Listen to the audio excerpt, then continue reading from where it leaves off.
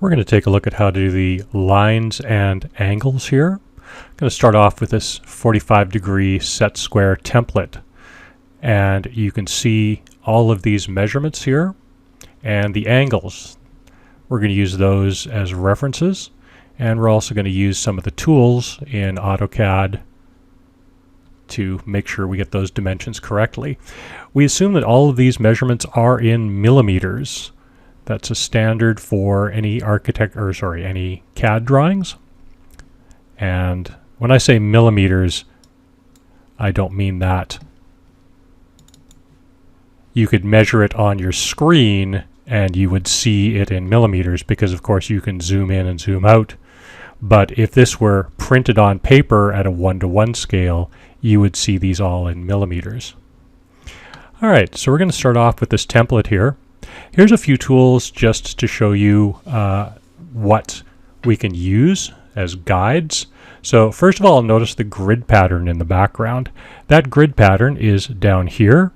We are currently in grid mode. I can turn that off and back on. This is useful sometimes if you've got specific measurements. And you can see if we take a look at our object here, this is 118 millimeters high. And you can see each one of these, this would be about 50. So 10, 20, 30, 40, 50, 100, and 118. So each one of these squares would represent 10 millimeters. I can change that if I right click on this, go to grid settings. You can see here is my grid X spacing 10 by 10. Now you might be tempted to set this to 1 and 1 and start using that. That gets a little fussy because of course you have to start counting the grid squares. So I would only do that in certain situations, and this is not one of them. Maybe if it's only a few grid squares long. I'm going to actually turn the grid off. Now the other thing that is happening here is we are currently in snap mode.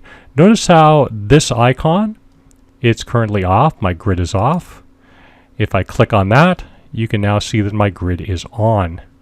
So if this icon is light blue, whatever your tool is on. If it's off, it's off. And you can see down here, grid on, grid off. So that just kind of confirms all your history. You can actually see all of the commands that you've done. So you can see I turn the grid on, grid off, grid on.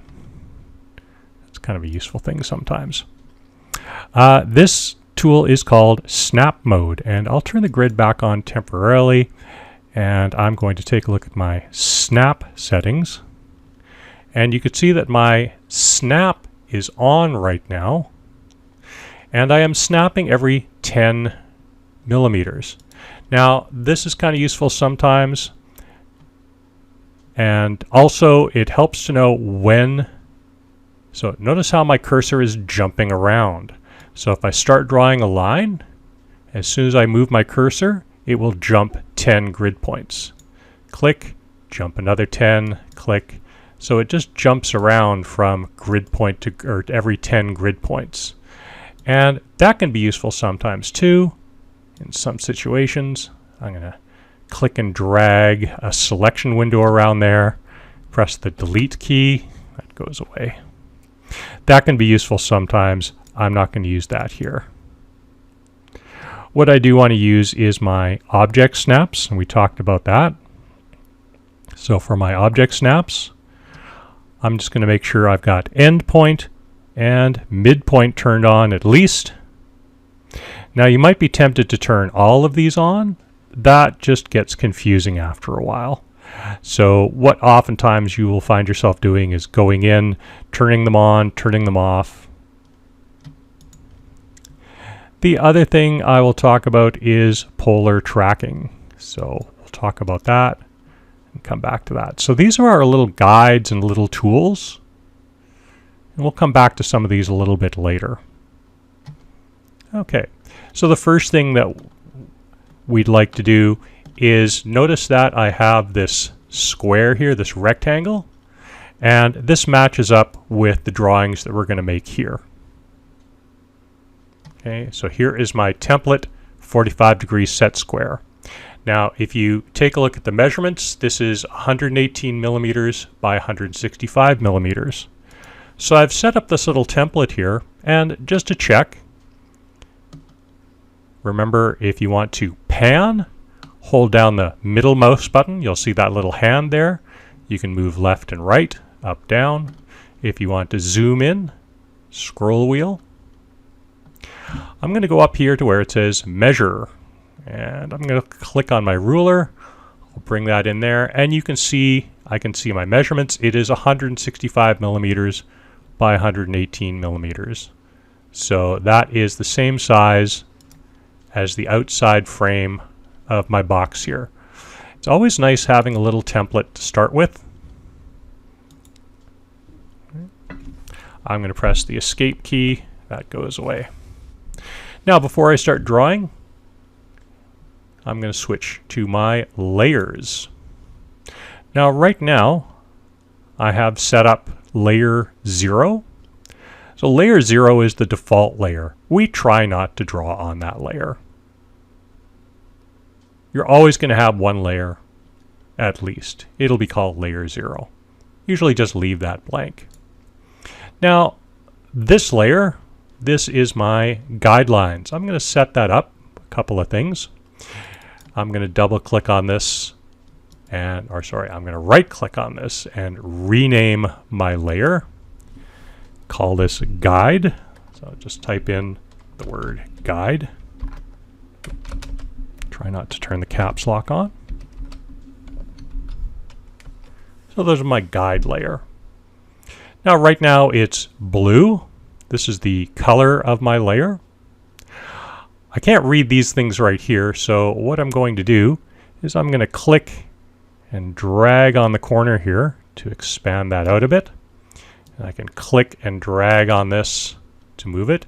And you can see I can stretch out my columns so I can actually read those layer names.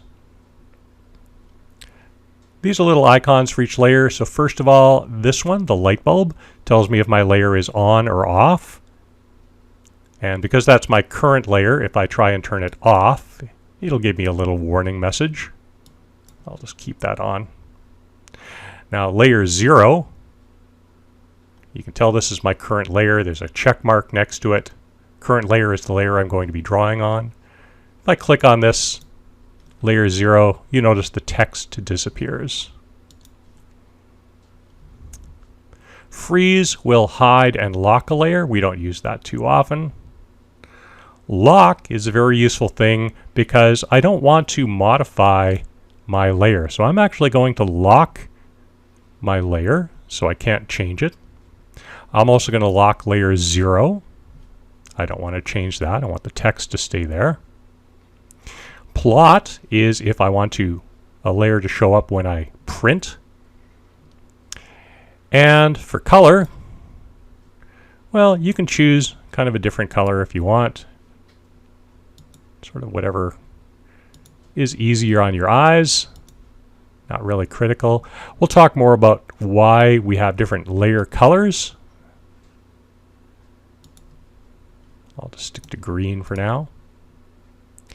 The other thing I'd like to do is change the line type. Because I'm going to be drawing over top of some of these lines, sometimes one line will obscure another, and it's kind of hard to see two lines on top of each other.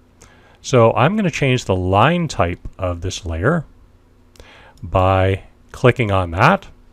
So this tells me my loaded line types. Currently I have the continuous line. I'm going to load, and I'm going to choose the ISO dashed line and click on OK. So now I have loaded up this line into my file.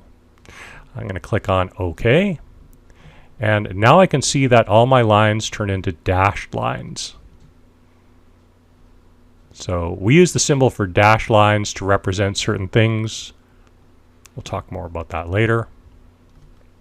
So now my guide is set up. Now, I'd like to have another different layer to draw on, and on that layer I'm also going to draw with a different color. So I'm going to go right here where it says New Layer. I can also press Alt-N on my keyboard, and that will create a new layer. I'll just click here since I have this open.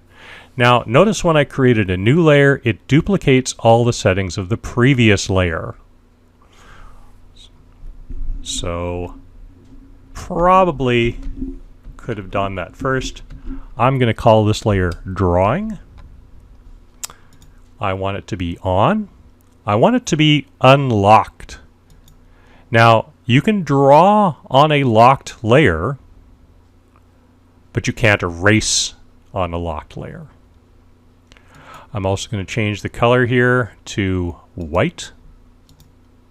And I'm going to make sure that my drawing line type is continuous.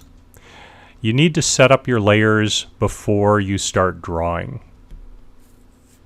That's kind of important. Last thing I'm going to do is I'm going to make sure I am on my drawing layer. So this is my current layer. If there's a check mark next to it, that is the layer you're going to be drawing on. So this layer, these two layers, I'm not going to be using.